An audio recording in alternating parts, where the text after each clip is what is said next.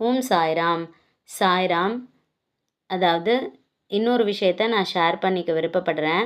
ஒரு பொண்ணு கல்யாணம் ஆகி வரும்போது, நீங்கள் உங்கள் பொண்ணுக்கு போடுறத போடுங்க. டவுரியெல்லாம் நாங்கள் வாங்குறது கிடையாது. உங்கள் பொண்ணு நீங்கள் என்ன செய்யணுமோ செய்யுங்க அப்படின்லாம் சபையில எல்லாருக்கு முன்னாடி சொல்லிருவாங்க. அதெல்லாம் வந்து ஒரு பாசாங்கு தான். அவங்க உண்மையிலே அப்படி இருக்கிறவங்க கிடையாது. எல்லாரையும் சொல்லல, சில பேர சொல்றேன். அப்புறம் அந்த பொண்ணு அத எப்படி கண்டுபிடிக்கலான்னா, அந்த பொண்ணு வீட்டுக்குள்ள வந்த உடனே பார்த்தீங்கன்னா, அவங்க எவ்வளோ வெல்தியா இருக்காங்க. அவங்க அந்த காலத்துல எவ்வளோ பவுன் போட்டு கல்யாணம் பண்ணி வந்தாங்க. அவங்க வீட்ல இதுக்கு முன்னாடி இருக்கிற மருமகளோ, இதுக்கு முன்னாடி இருக்கிற பெண்கள்லாம் எவ்வளோ கல்யாணத்தப்ப எவ்வளோ கொண்டு வந்தாங்க. அதுக்கப்புறம் அவங்களோட பேக்ரவுண்ட் எல்லாம் எப்படி இருக்கு? அ அப்படின்றதெல்லாம் அவங்களே அவங்க வெளிப்படையா அந்த பொண்ணுகிட்ட பேசுறாங்க. அப்ப இந்த பாசாங்கு எதுக்கு? அதாவது நாங்க வந்து உன்ன விட வெல்தியா இருக்கோம், வெல் டு டூவா இருக்கோம் அப்படின்றத ஒரு வயதில முதிர்ந்தவங்க சொல்லும்போது, அந்த பொண்ணுக்கு என்ன ஆகுதுன்னா, அங்க வந்து ஒரு நம்பிக்கை இல்லாத சூழல் ஏற்படுது.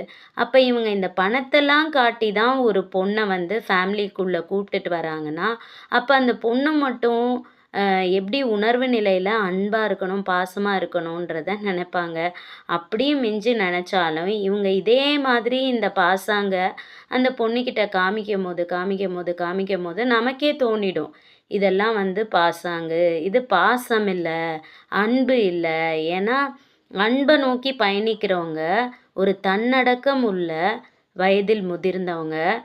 அவங்க கிட்ட எவ்வளோ காசு இருக்கு, பணம் இருக்கு, வெல்தியா இருக்காங்களா அப்படின்றதெல்லாம் காமிச்சுக்கவே தேவையில்ல. காமிச்சுக்கவும் மாட்டாங்க. அங்க தன்னடக்கத்தோட தான் இருப்பாங்க.